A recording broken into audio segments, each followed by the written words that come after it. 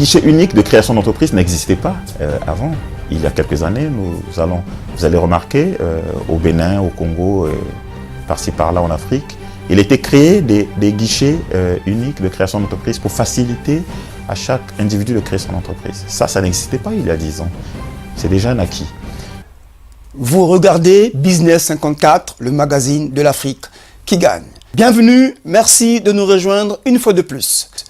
Notre invité ce soir est Eudes Damien Maloyi. Il est directeur général de la société Le Compagnon, initiateur du magazine Le Compagnon Mag. Il est également initiateur d'une ONG qui s'occupe des enfants en Afrique. Eudes Damien Maloyi, bonsoir. Bonsoir. Merci de nous rejoindre. Vous êtes le directeur général de la société Le Compagnon. Expliquez-nous très rapidement ce que c'est. Le Compagnon est une société internationale. En matière de communication, nous sommes partis à la création sur la vidéosurveillance parce que nous sommes partenaires de la société Axis Communication qui est un fabricant des caméras de surveillance. Nous apportons des solutions sur les caméras analogiques et les caméras numériques. Maintenant, en matière de communication, nous sommes partenaires de la CICP qui est la Chambre internationale pour le conseil et la promotion des entreprises qui a son siège à Paris. Avec laquelle nous organisons des forums de niveau international, des forums économiques, typiquement économiques. Et donc le forum de World Sewa Award, dont nous organisons à Paris en juin prochain, qui regroupera des chefs d'entreprise de niveau international, sans exception de continents, dont le couple présidentiel sortant Obama et le couple présidentiel béninois dont le président Talon sont désignés comme parrains. Vous restez avec nous.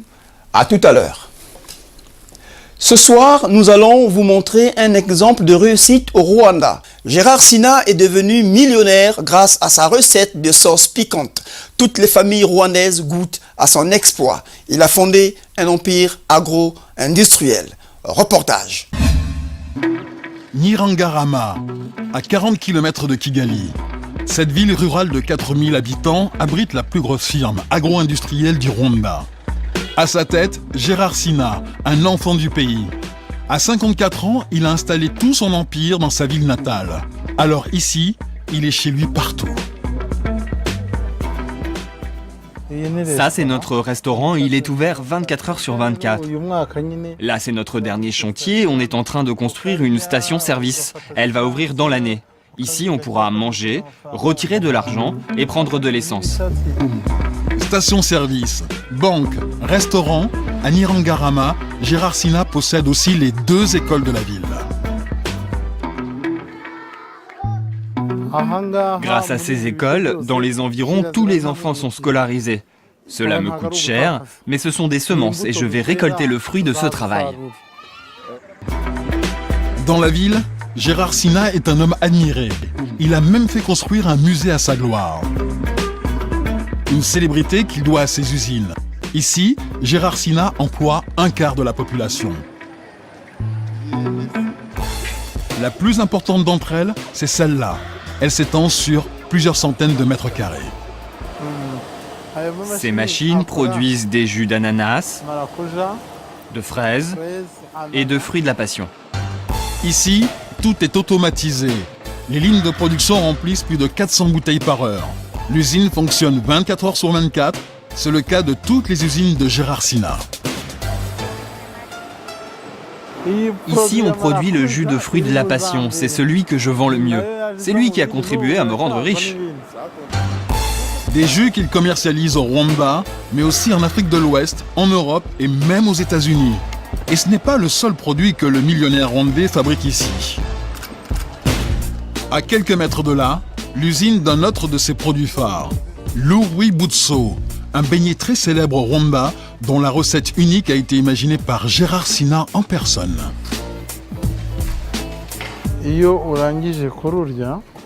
J'ai conçu ce beignet avec des produits bien particuliers. La recette a pour objectif de plaire au consommateur. Une fois qu'il y a goûté, il a envie d'y revenir. On a fait beaucoup d'argent grâce à ça. Des beignets, des jus de fruits, mais aussi des préparations à base de bananes. de la viande ou encore du vin, toutes ces productions, il y réalise selon un modèle bien à lui. Le secret de Gérard Sina se trouve sur les hauteurs de Nirangarama. Certes, c'est sa ville natale, mais Gérard Sina ne s'est pas installé ici par hasard. Toutes les matières premières qu'il transforme dans ses usines poussent dans des fermes de la région. 3000 familles de fermiers travaillent pour lui et pour montrer le bon exemple, Gérard Sina a construit une ferme modèle. Ces champs servent à montrer l'exemple aux fermiers qui travaillent pour moi. Je veux que les fermiers des alentours viennent ici pour s'inspirer des techniques qu'on a mises en place dans cette exploitation. Du champ à l'usine, c'est le concept qui a fait la fortune de Gérard Sina. Pourtant, l'entrepreneur le plus célèbre du Rwanda n'a pas toujours occupé cette place. Modeste fils de paysan, il commence ses affaires en 83 avec l'ouverture d'une petite boutique dans sa ville natale. À l'époque, il réalise lui-même les livraisons. C'est la voiture avec laquelle j'ai commencé. Je faisais les livraisons avec. Aujourd'hui, je l'ai mise dans mon musée pour la remercier pour tout ce qu'elle m'a apporté. Petit à petit, Gérard Sina va diversifier sa production en transformant les produits agricoles locaux. Mais en 2003, il a une idée qui va définitivement changer sa vie. Cette idée, c'est l'akabanga, une sauce piquante produite avec du piment de la région. Le succès est fulgurant. Aujourd'hui, on en retrouve sur toutes les tables rwandaises et on l'utilise à toutes les sauces. J'en achète pour toute la famille, car tout le monde aime ça. C'est un produit unique et incroyable. C'est très différent des autres condiments comme le poivre. Rien que dans ce magasin, on en vend 5 cartons de 36 bouteilles par jour. L'akabanga, c'est 60% des ventes de l'entreprise de Gérard Sina. Une sauce jamais imitée, car l'entrepreneur est le seul à connaître sa recette. Oui, vous avez raison, il y a un secret derrière l'akabanga. D'ailleurs, akabanga en rwandais, ça veut dire « petit secret ». Malgré son succès, Gérard Sina ne se repose pas sur ses lauriers. Aujourd'hui, il a rendez-vous avec son fournisseur d'emballage basé au Kenya. Il est à la recherche d'un nouveau packaging pour ses beignets. C'est comme un donut en fait, sans le trou. C'est bon. Et pour lui, le fournisseur kényan n'hésite pas à se déplacer jusqu'à Nirangarama. C'est quelqu'un de très ouvert. Quand il a des problèmes, il nous le dit en face, afin qu'on puisse s'améliorer. On a vraiment une relation très saine. Au début, je lui achetais seulement quelques unités d'emballage. Maintenant, on parle de containers entiers. Et je suis très content parce que, grâce à notre travail, on a fait beaucoup de progrès en 10 ans. Des contrats comme celui-là, Gérard Sina en négocie toute la journée. Mais désormais, sa principale préoccupation, c'est la relève. Ce matin, dans la maison familiale, il est à peine 6 heures. Mais Gérard Sina est déjà au travail. Car chez lui, le business se fait en famille. C'est avec sa femme qu'il a monté son entreprise. Alors, pour le succéder, il compte sur ses 5 filles. Dans un grand doute, je veux travailler pour lui. C'est pour ça que je fais business management, pour avoir un peu une idée à comment je pourrais l'aider, ce qui est mieux pour l'entreprise. Mais avant de partir, Gérard Sina s'est lancé un nouveau défi. Construire une centrale pour électrifier Nirangarama. Une bonne nouvelle pour les habitants, mais aussi pour l'homme d'affaires qui veut ainsi augmenter encore son chiffre d'affaires. Mais à la fin, comme à chaque fois, tout ce qui profite à Gérard Sina profite aussi à Nirangarama. Retour sur le plateau de Business 54. Nous sommes toujours avec Eudes Maloyi, le directeur général de la société Le Compagnon. Eudes Maloyi, que vous inspire ce reportage que nous venons de suivre tout à l'heure au Rwanda? Monsieur Gérard Sina est un exemple Afrique. Je pense qu'il faut encourager ces genres d'entrepreneurs et les accompagner dans le sens de financement et d'assistance.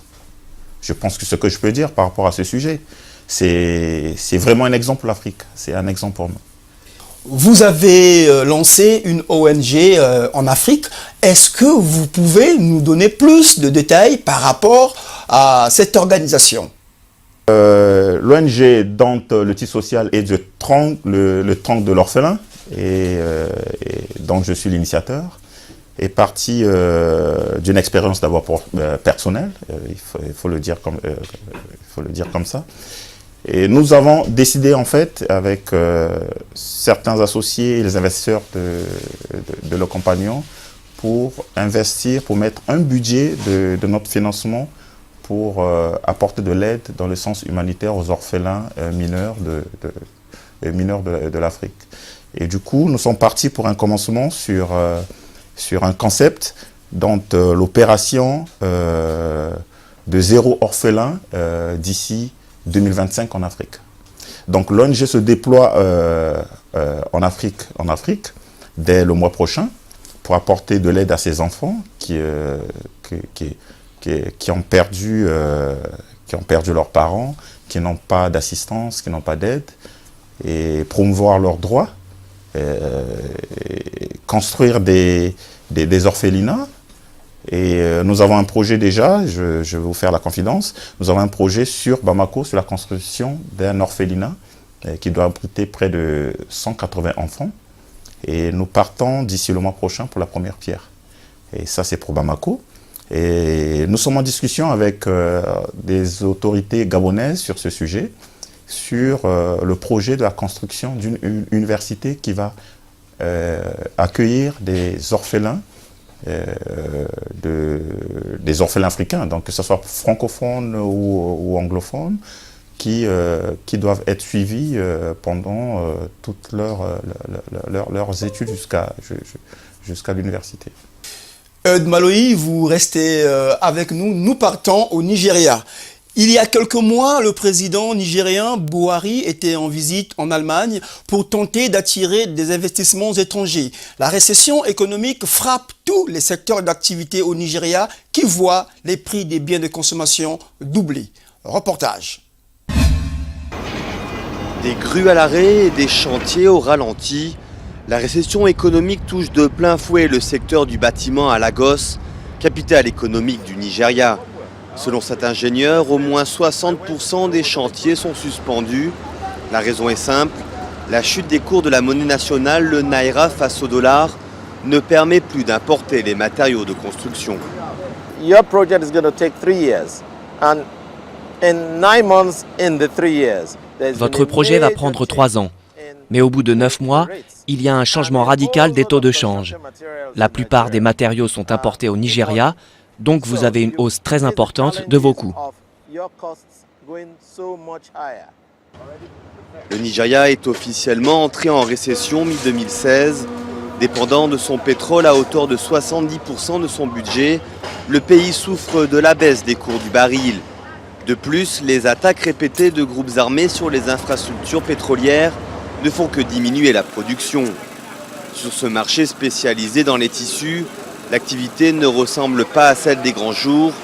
La récession touche directement le porte-monnaie des consommateurs.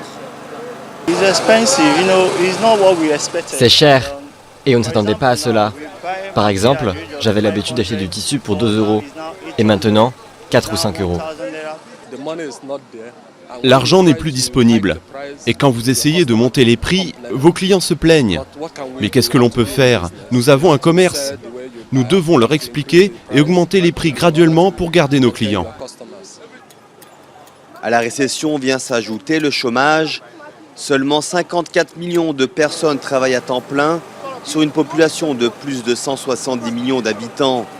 Un avenir sombre pour le Nigeria que le président Muhammadu Buhari, élu il y a un peu plus d'1 an, a du mal à éclaircir. Voilà pour ce reportage. Ultra dépendante du charbon pour sa production d'électricité, l'Afrique du Sud veut diversifier rapidement son approvisionnement énergétique pour éviter les coupures récurrentes qui minent son économie. Éolien, solaire, biogaz, d'ambitieux projets d'énergie renouvelable sont déjà en route, mais le nucléaire reste l'alternative la plus sérieuse. Regardez. Ces vaches ont leur conscience pour elles. Alors que leurs émissions chargées en méthane polluent l'atmosphère, leurs bouses sont recyclées et transformées en énergie. Située non loin de la capitale sud-africaine, cette usine mélange le lisier à des déchets organiques qui viennent des décharges ou des marchés, comme le papier ou les yaourts. C'est comme un énorme organisme vivant. Les déchets vont dans le réservoir, on mélange tout, les déchets solides et liquides, et on les met dans les bonnes conditions pour que les bactéries digèrent les déchets. Et pendant que la bactérie fait son boulot, elle produit du méthane, qui est notre principal carburant pour le moteur à combustion.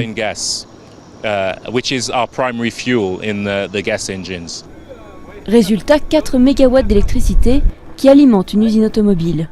Une goutte d'eau à l'échelle des besoins de l'Afrique du Sud, mais le pays a besoin de diversifier son approvisionnement en énergie. 85% de l'électricité est issue du charbon, et les centrales d'Eskom, le fournisseur national. Le réseau, mal entretenu, pas modernisé, freine la croissance. Et l'Afrique du Sud émet plus de CO2 que tout autre pays africain. Le gouvernement veut renverser la vapeur et devenir un modèle du renouvelable pour tout le continent, avec des projets comme cette ferme éolienne qui produit 100 MW dans l'ouest du pays.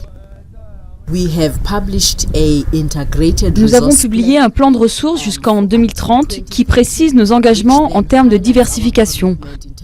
Nous allons construire de nouvelles infrastructures et 42% seront des énergies renouvelables. Selon ce plan, d'ici 2030, 20% de l'énergie viendrait alors de sources renouvelables. Mais le gouvernement dispose de peu de moyens. Les projets sont rares et financés par des prêts étrangers. Alors en attendant, certaines entreprises prennent les devants, comme ce fabricant de sauces en banlieue du Cap qui a installé des panneaux solaires.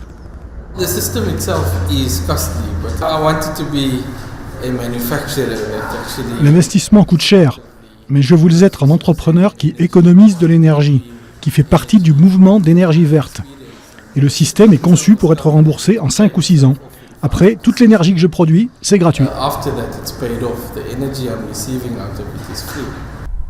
Mais dans un pays aussi dépendant du charbon, l'alternative la plus sérieuse à moyen terme reste le nucléaire. La France, les États-Unis, la Russie, la Chine et la Corée du Sud sont sur les rangs pour construire des réacteurs qui fourniront 9600 MW. Une quantité impossible à produire à l'heure actuelle avec les énergies renouvelables. Retour sur le plateau de Business 54 avec Eud Maloyi, directeur général de la société Le Compagnon. Eud Maloyi, en juin prochain, vous allez organiser un grand forum économique. Racontez-nous. Le forum Jowat Sewawat est un forum de niveau international. Par ce forum, c'est une plateforme que nous avons installée pour permettre aux entreprises de niveau international, donc sans exception de continent, de s'exprimer et leur permettre d'avoir des conventions avec des investisseurs, parce que nous avons remarqué que beaucoup d'entreprises n'arrivent pas à mieux communiquer au niveau international. Et nous sommes partis également du concept sur lequel il ne fallait pas juste se fixer sur l'Afrique, il fallait organiser un événement qui peut regrouper des chefs d'entreprise, que ce soit francophones ou anglophones, et sans exception de continent, comme je viens de le dire. Et lors de ce forum, nous sommes arrangés à désigner 2 couples présidentiels, dont le président américain sortant, le couple Obama, et le couple présidentiel béninois, dont le président Talon, qui sont désignés comme parrains de cet événement-là. Merci Eud Maloyi. Je rappelle que vous êtes le directeur général de la société Le Compagnon. Quand le paquet des protections hygiéniques coûte trop cher, beaucoup d'adolescentes africaines utilisent les moyens du bord. Vieux habits, papier journal, mousse à matelas. Certaines ne vont tout simplement pas à l'école et les autorités et des ONG cherchent des solutions. Regardez. Lavables et pas cher, ces serviettes hygiéniques ne sont pas jetables et elles coûtent moins de 15 € pour un paquet de 9, réutilisables jusqu'à 5 ans. Sue Barnes, une Sud-Africaine qui travaillait dans l'industrie textile, a eu cette idée pour aider les adolescentes des zones rurales ou défavorisées qui n'ont pas les moyens d'acheter des protections dans les magasins. Beaucoup sont forcées de rester chez elles pendant leurs règles. Ça m'a frappé l'idée que les filles manquent aussi souvent les cours. Je pensais à ma fille qui est dyslexique. Si elle devait manquer une semaine d'école tous les mois, elle n'arriverait pas à rattraper les autres avant d'être de nouveau absente. L'UNICEF estime qu'une élève africaine sur 10 ne va pas à l'école pendant ses règles. À Soweto, c'était le cas de Nonteboko Bengu. Elle était obligée d'utiliser du papier toilette jusqu'à ce qu'elle reçoive un pack gratuit de serviettes lavables. Ma mère n'avait pas d'argent pour m'acheter des serviettes hygiéniques, alors je ne pouvais pas aller en classe. Les jeunes filles défavorisées se retrouvent obligées d'utiliser des morceaux de tissu, des journaux ou des sacs en plastique. Sue Barnes se rend dans certaines écoles publiques pour animer des sessions d'éducation sexuelle et distribuer ses packs de serviettes quand elle reçoit assez de dons pour financer la fabrication. Le côté lisse se met contre la culotte et on a le côté doux ici. Il suffit de clipper la protection comme ça, c'est très facile. La jeune fille peut la porter pendant 3 à 6 heures en fonction de ses règles et quand elle a besoin d'en changer, elle la détache et elle la lave.